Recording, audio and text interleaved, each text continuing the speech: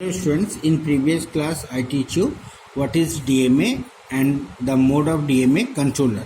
Now I am going to teach you DMA controller and its working, how it is working.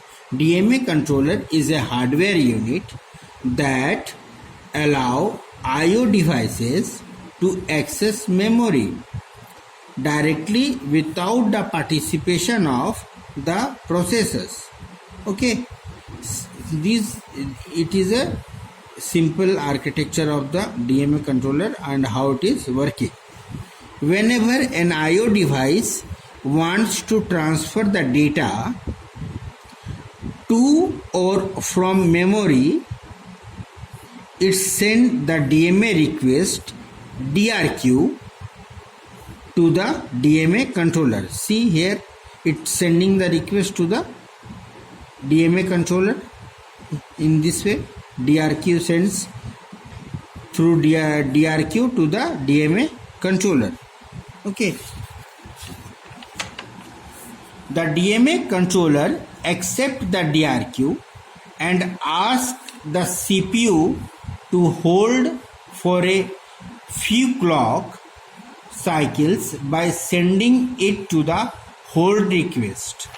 See, it sends to the processor by sending it to the hold, that is HLD request. Okay. CPU receives the hold request HLD after processor request receiving the HLD, the request hold request from DMA controller, and relinquishes the bus and send the hold acknowledgement HLDA to DMA controller. See, through CPU it acknowledged to the DMA controller by sending HLDA, that is hold acknowledgement.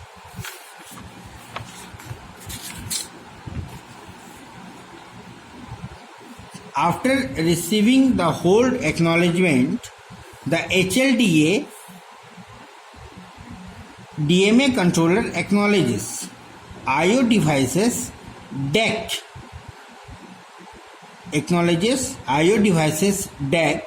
that the data transfer can be performed, and DMA controller takes the charge of the system bus and transfer the data to or from memory. See here, it sends DEC to the IO device. DMA controller sends DEC to the IO device.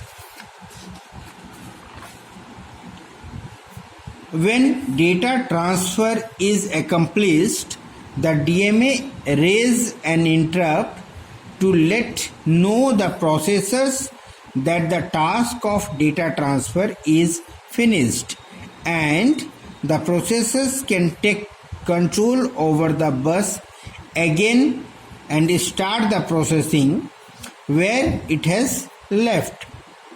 Okay, thank you.